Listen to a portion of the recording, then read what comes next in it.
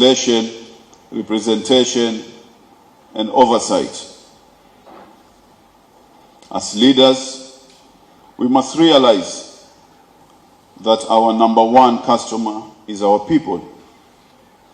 We therefore have a huge responsibility to serve the residents of Mombasa in the best way by continuously seeking to address their aspiration.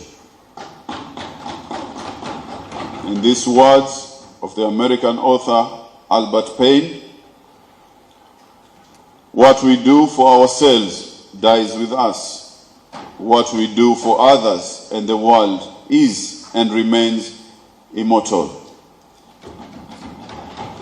Honorable members, as you are all aware, during the first and second assembly, we did not have a minority party because we did not achieve the legal requirements.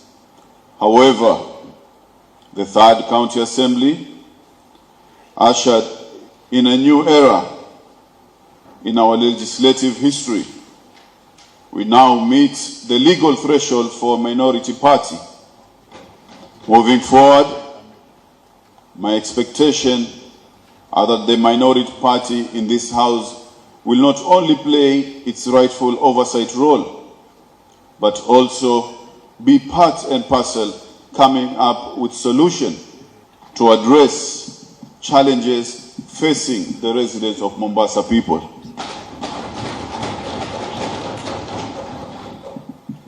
Honorable members, even as we belong to different political parties, our leadership should be all about investing in the growth of our people. Let us not be sworn to negative politics, but let us promote, embrace, enhance, and commit to serve the public as a house. We must exercise servant leadership where we care about both people and results. Our diversity should be our strength.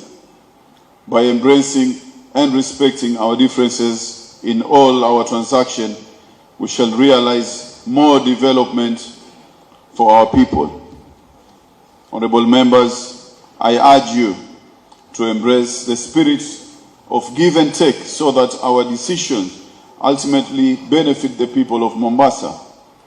Politics is competitive, and as part of the process, there may be disagreements which are the nature of the multi-party democracy. But as leaders, we must realize that we became great not because of our power, but because of our ability to empower others. We have to always remember that the resident of this county will judge us, not by how much we disagree, not by how many things we attend, not by the words represent, but the extent to which we make their lives better. As the famous American educator, author, and orator Booker T. Washington said, "The ear of the leader must ring with the voices of the people." Honorable members, during this third assembly, it is my desire to build on the gains made by the second assembly. Looking back, the second assembly executed its roles with great success, with a total of 135 motions, 8 petitions, 25 bills, and handled 244 statements, passed additional.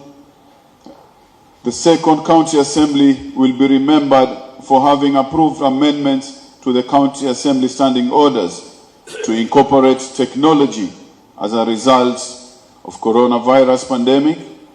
This will enable the assembly to adopt use of the new technology will bring about efficiency. Honorable members, you will all agree with me that members of the county assembly are the ones who interact with their residents 7 days a week, 30 days a month, and 365 days a year.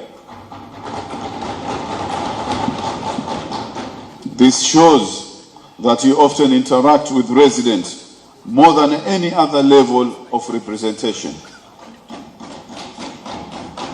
This interaction between members of the County Assembly and the residents has led to much more being expected of you by the residents in terms of helping them in times of need and also providing basic facility.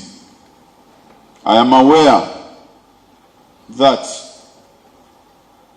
many a times you have to dig into your pockets to sort out these issues, your wards for lack of a kitty to support such expenses. Honorable Member, it is my hope, therefore, that this ongoing conversation at both national and county level should be given priority and concluded so that a ward development fund is established. So that a ward development fund is established towards supporting such a program. Honorable members, finally, I wish to recognize the entire staff of the County Assembly under the leadership of the clerk. Indeed, an assembly is as good as its staff. Every staff is important, from the clerk to the person who cleans the offices. Without any of the staff, things will not flow in this assembly.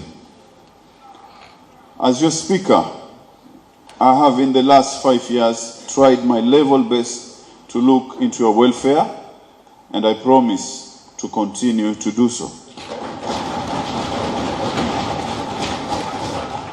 I urge you all to take your responsibility with seriousness it deserves. I wish to commend the Clerk of the County Assembly, Mr. Salim Juma, and all the staff of the County Assembly for the manner in which they have conducted this process, including the orientation and pre-swearing-in session carried out on Wednesday 7th and on Thursday 8th September 2022. I request you to continue facilitating honorable members with this elevated degree of proficiency and professionalism and impartiality.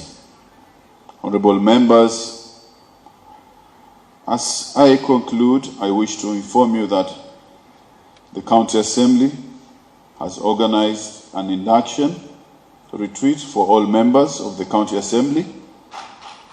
Members will be inducted on the legislative process, including committee system, the rules of debate, and various aspects of the County Assembly. I encourage you all to dutifully attend the session, even if it is not your first time to be inducted. With those few remarks, asanteni na Mungu awabariki.